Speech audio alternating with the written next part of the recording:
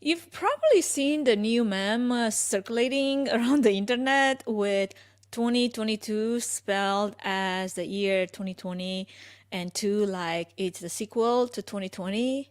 I mean, we've embarked right now on the third year of this pandemic. And while we've made some great progress, there's still a lot of unknown and frustration to be dealt with. So there is no surprise that this meme is going around. After yet another challenging year, I say it's time to celebrate. Let's look back in pride on the event industry's achievements in 2021 and reflect on a year that saw groundbreaking evolutions and innovations. And what better way to celebrate than with a dance party? So here's my most played song this season.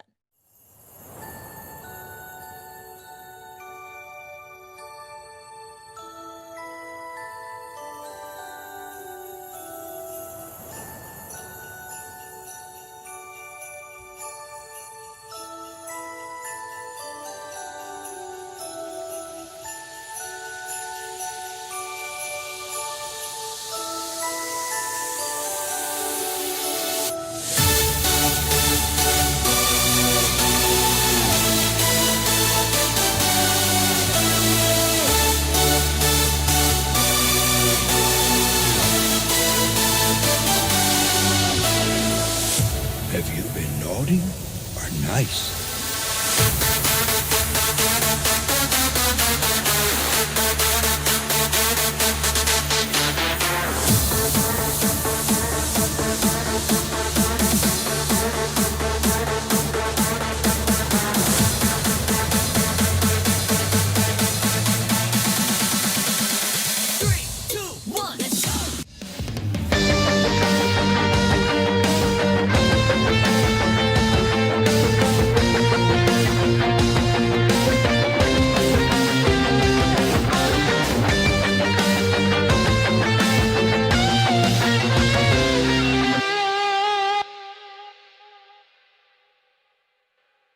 Well, hello to all of you great event planners and managers and techies out there. As the whole event industry has been going through a massive transformation because, the pandemic, most of you awesomely managed to shift to the virtual space this year and the year prior to that. And you've gained a solid knowledge of virtual event platform usage and tech and developed virtual and hybrid event strategies that you never even dreamed about before. The past 2 years have truly tested the flexibility and the agility of all of us. And after navigating rough waters and uncharted territories, we've learned that when it comes to events, many barriers don't have to equal a canceled or subpar event. Understanding the complexity of a challenge or limitation can help you select an available and maybe even more robust solution that allows you to address issues while still executing a successful strategic event. For example, this past year alone, we've seen many events successfully shift to a hybrid event format. As building on that and looking forward to 2022, to larger in-person events with all the unknowns still on the table, there's no denying that navigating the event industry has been and still is difficult at times, yet the lessons that we learn were quite insightful. Normally, I'd be cutting right now and editing all the past year's episodes to produce a year in review for you. But as I will be sharing later in this episode, at the end of this flashing before my eyes busy year, I needed to slow down and prioritize not just my own mental health, but also my family without feeling guilty for doing so and for letting you all down. So instead of making it this such a big production like I'm maybe known to do. I will just take, maybe some time to instead share with you just a few strategic takeaways from all the episodes that we've done this year and all the things that we learned so that we can continue to leverage our learning towards our advantage in the next year by using the past lessons to inform our future events.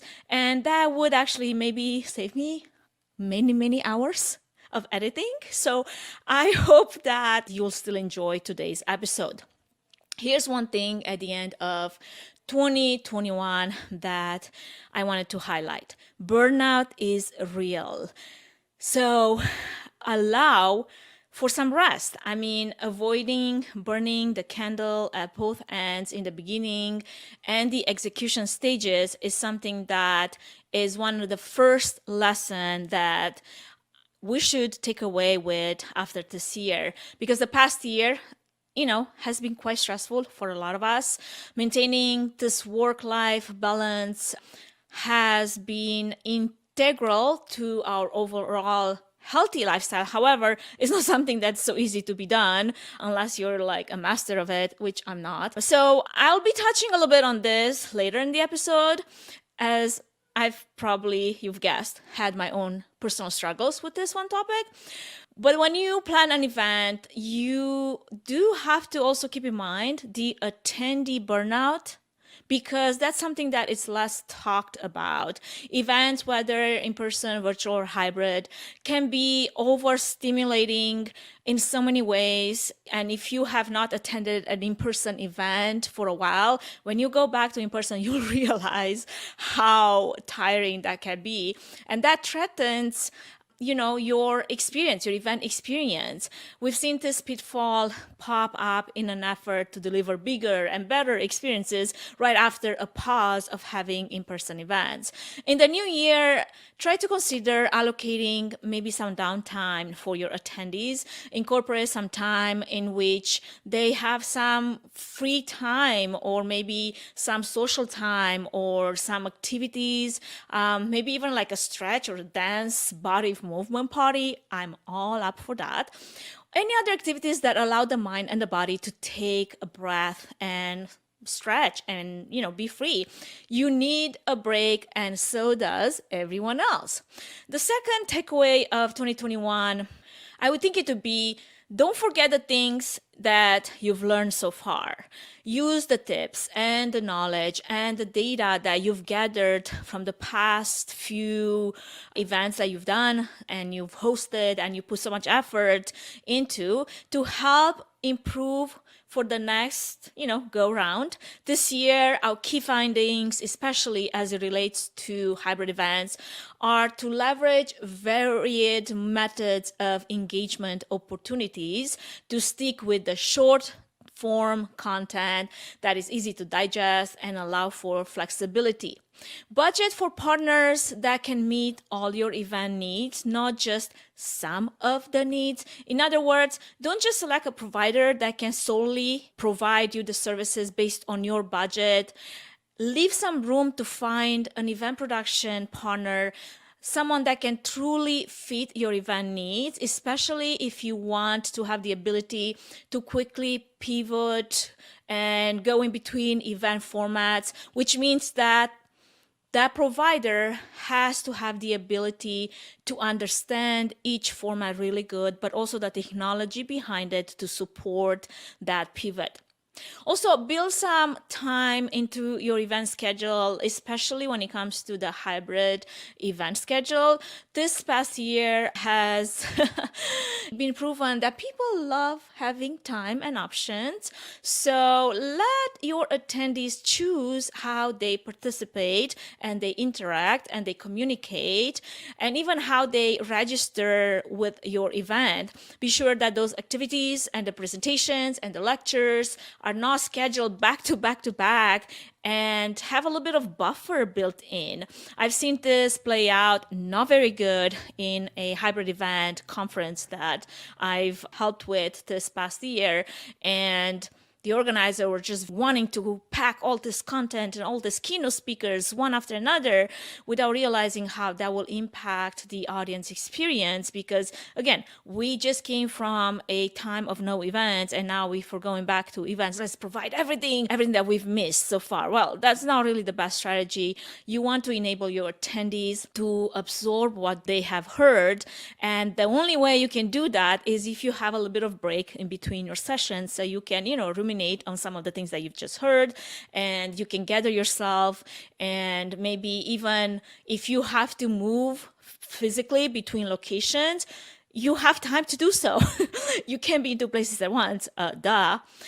Another thing to keep in mind is engagement opportunities. There are so many options and diverse opportunities when it comes to engagement.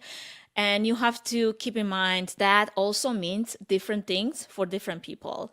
So make sure your event offers something for everyone, with engagement opportunities before, during, and after your event, all of which are key ingredients to a positive event experience. This should be a no-brainer. Prioritize safety, even if it means pivoting formats yet again. And I know how exciting that sounds. Follow the guidance and pay attention to expert advice. Depending on circumstances, this may even be relying on the ability to switch event venues, and not just the formats, but also protocols or maybe partners. So partner with an event technical provider that can easily pivot from in-person to virtual, or from virtual to a hybrid format to meet those type of safety and security needs. Don't allow any barriers to become your limitations. This is a big one, and it's almost like a bumper sticker. But if you have to go back to school, then go back to school. Keep learning, keep at it. In the new year, stay committed to learning new things and thinking outside of the box. Content will continue to evolve in its placement and display and absorption. Seize this chance as an opportunity to have fun and be creative with it. No matter what 2022 may bring, always remember how resilient you are. The event industry has seen a barrage of changes, and we have always risen to the occasion and to the challenge. So together, not only that we can keep events alive, but how about we make those events the best things that they can be? So keep going. And if you need any help, you know where to find me. I'm always open to providing you with resources and free tips and advice. If you want to connect with me, there's going to be a link in my episode notes where you can schedule a 30-minute free discovery call, and we can talk about your events in 2022. Okay, talking about content, and I think this is something that is just, again, here's a free tip for you. A great free resources to get much needed information are a podcast, such as this one, Events Demystified, if you're listening. But also, I have two other podcasts that I listen to. They are hosted by two friends of mine, Better Events Pod. That's fantastic. Go and take a listen. And also Experience Junkies Pod. That's another one that just came out this year. Something that you should put on your list to listen and learn something new this year. Go back to school, like I said, if you must. Just don't stay the same. All right, so that was, here's your tips and strategies for 2022 and some of the things that we've learned from 2021. But here comes the real vulnerable shit, okay? Because on a personal level, I've got to be honest with you guys. This year comes to a close, and as it does, I had some time to sit down and meditate on some of the wins and some of the losses, all the things that are at the top of my mind as I'm heading into 2022. And I wanted to share some of those things with you. Maybe some of it will be helpful to someone. If none of it's helpful, I'm sorry. Sounds like my experience might be so unique that nobody else can relate to it. This has been the most unusual and difficult year of my life. I know, not 2020, but 2021. And you've heard that right. And it's funny to say that because I've actually talked to a few other people, and I suspect that those people that I talk to, but many others that are maybe listening or watching right now, have had a similar experience, because we had 2020 and that had a little brief moment of a normal life before COVID-19 started and upended basically everything. But this year, the pandemic has dominated our life from basically day one. We've all had to adapt to this new normal, although what that looks like, it's so different from person to person. Like many people, there were entire days this year when the only human interaction I had was through a screen. I had stretches of time without any face-to-face social interaction. And for an extrovert like this one, that is as close to solitary confinement as it can get. So if I have been insistent maybe on meeting in person versus online and you're local, I'm now sorry for wanting to meet in person, because I am so dreading the one more Zoom meeting, one more Slack channel, one more WhatsApp message or Discord communication channel.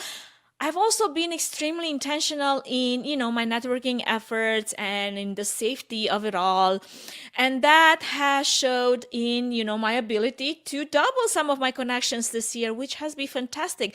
But again, wanting that human interaction face-to-face meeting has been at the top of my mind, because this strange experience in which I felt like my world felt so much smaller has been pretty painful at times.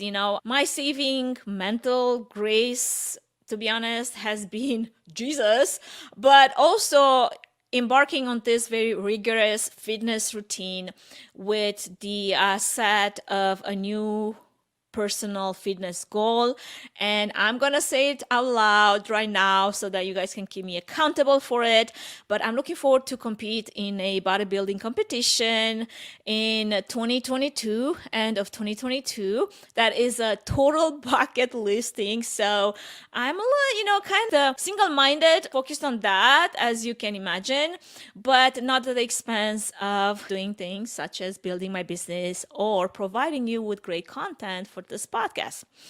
Also, looking back on this year, it has been a great reminder that our world is very much connected, more than ever. And it's also really awesome to see that because of that, solving issues and big problems has required people to work together, not in their own silos and not lone wolfing. And collaboration over competition has been the most constant theme within my network, but also with my business this year. Although I must say the need for performance and community can definitely be sometimes at odds with each other. And that's something that maybe I should cover in a future episode, just because it's a very interesting topic. Anyway, my boutique event production agency, Trifan Events, the main supporter for this podcast, as you can imagine, has taken a huge amount of my time. And although I have experienced a huge transition at the end of 2020, as I look back at every event that I have done this year and every episode recorded on this podcast, I'm honestly blown away by the amazing progress made this year. And I have to take a moment to recognize that to myself, because I am always in this go, go, go, go mode. And most of the time I just bolt from like one project to another, one event to another, without giving much thought or giving it any break or any recognition. I don't reward myself. I rarely do that for work well done or pause to acknowledge the hustle and cheer the victory. I'm just always going, 100 miles per hour into the next project. And I felt that at a really deep level this year because towards the end, I felt also very burned out. I also want to recognize every single one of you that has enabled this podcast to more than double its listeners base. I hope that we can triple that in 2022. And I will be talking towards the end of the episode about some of the manifesting thoughts and goals that I have. So stick around to hear that. Another reason why I feel confident enough right now to maybe stop a little bit, pause, and reflect is because I'm at the point of implementing a few new changes for myself, my production agency, and also for this podcast. I've been working ungodly hours for my agency. And as a small business owner, you know what it is like doing it all by yourself. And that can mean that there's going to be a good dose of burnout. And for me, that became apparent in the last 2 months of the year. And upon some reflection, I realized that I can continue to push this hard and not pay a hefty price for it. And thus far, that price has been really my family and my close friends, which is pretty bad, if you think about it. I've spent little to no time adventuring as a family this year, and that says a lot because for our family, that is the most important time to connect and to grow as a family. And we've missed that. I've been also, I'll admit, a pretty mediocre mother, wife, and friend to the most important people in my life. 1 year of that, and that made me realize clearly that I am not happy with this person I'm becoming. Even as self-driven and motivated and ambitious that I am, because the price to pay is just too high and it's just not worth it. As mentioned earlier, I touched a little bit on how I've experienced a huge transition in my business at the end of 2020. And to give you just a super short synopsis, through a set of circumstances, I've left behind more than 80% of my clients in December of 2020. And frightening probably would be an understatement to describe what last year's December felt like. And as you can imagine, adapting to change is never easy, no matter what it is. But as the fixer that I am, I basically started my 2021 in January, firing from all cylinders to solve the problem that I had. And someone told me that by February, I was a little bit too much, putting myself out there all over the place, being present on all major platforms at all times. And they were right because I did that. I did whatever I had to do to pick myself by the bootstraps, get visibility, generate leads, and grow my business again from the ground up. Towards the end of the first quarter of this past year, honestly, I felt so proud of myself because I was able to bring in more dough than all the previous events done in 2020 combined. I mean, I totally killed it. I should have a round of applause for that. Let me see, what is it?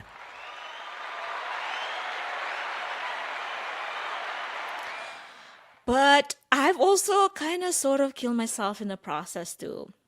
By the beginning of the summer, I had so much anxiety and I had to deal with it. I ended up taking summer off to work through it. And I also was aware that if I don't, the fall was going to be crazy. And I was not wrong about that because by then, the Delta variant happened. As some of you are very much aware, how we started the summer with one plan, and by the time the fall started, that plan was next, and we had to go to our contingency planning.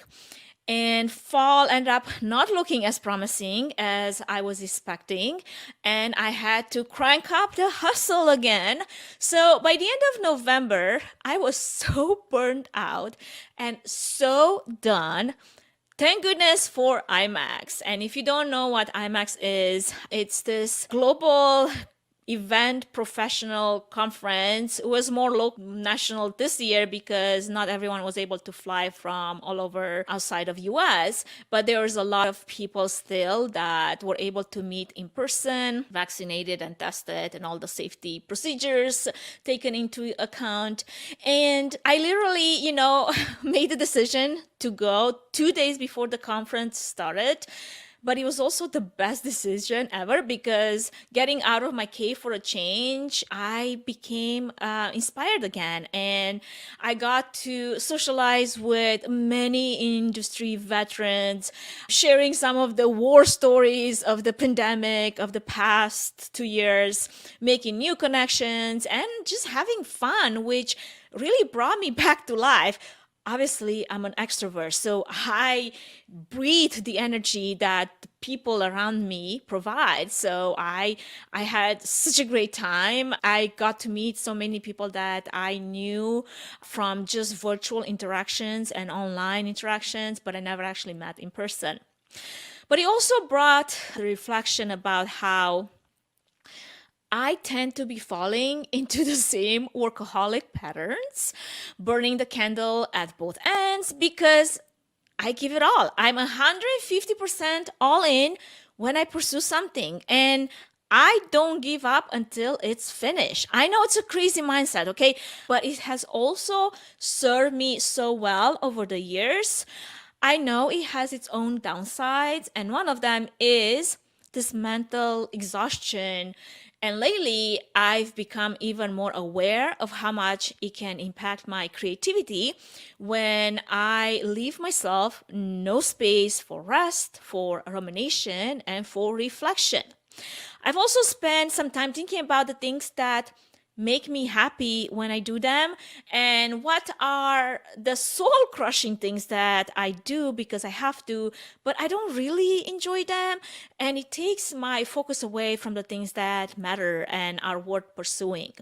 And while I've always strived to deliver great events, a higher level of connection with my clients and partners, that feeling of being part of the event team and being hands on, that's what makes me feel the most invested. And because we've all had to pull together and tackle the industry challenges and all the things that we had to keep up with and the expectations, as I reflect on this year, I have to take a moment and just be appreciative for the deeper level of partnerships and the trust that I've experienced with many event professionals and many event partners and vendors. And that really drives me to want more of that, to develop more trustworthy relationships with real, true partners, because having that support system around yourself means that you can tackle any challenge whatsoever. And as far as I'm concerned, because I am a AV event production provider, because the AV technology and production became more of the venue than just the logistics of delivering an event, it's more important than ever to have that kind of trusted partner around you that can support and shape the attendee experience. And one of the ways that my clients, I hear from them that they feel supported is when, due to this partnership mindset, we have the ability to anticipate the potential for something to maybe go wrong, because that actually does happen during events and hybrid events, even during virtual events, and thinking through what is needed to bring the client's vision to life and recognize when things need to be maybe retaught and redrawn in order to deliver the best event possible is how my clients feel assured that we have a systematic approach to problem solving. Because let's be real, there is no event that does not have some type of challenge. And in order for us to be able to overcome challenges, we've got to be able to not just look at our partners at just another vendor, but members of a team that are equally invested. And that will help lower the stress of any last minute changes and especially technological difficulties. I am honestly excited to build more on that foundation and excited about new partnerships, and that is what keeps this small but fierce agency alive, and it keeps us going. And I want to be able to make my clients feel like they're getting the best value ever. As you think forward into 2020, I hope you realize more and more that your event, Ali, is more than just, the sound tech, the video person, the lighting tech behind the board, or the event tech help. I hope you realize that you need partners as well for your events, not just vendors. And I hope that you capitalize on the value that an expert team of professionals and a dedicated technical event planner can provide you so that your event can be the best experience that can be provided for your attendees throughout the event process, from pre-planning to execution and follow-up. Oh yeah, and some of us, can also execute all kinds of techy things like hands-on mixing and video producing and live streaming and graphics creation and who knows, like program the lights. Not just the strategy and the negotiations and the budget and the management for the in-person, hybrid, and or virtual events.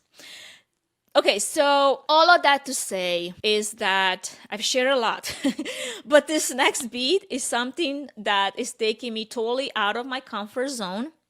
I blame my friend Andrew for leading the way in being vulnerable and sharing some of the things he is manifesting for 2022. And as someone that has never done it before, I feel particularly challenged to admit it to myself, let alone voice it out in the void for all of you out there to listen. But here we go. And how does that saying go? Be willing to be uncomfortable, be comfortable being uncomfortable.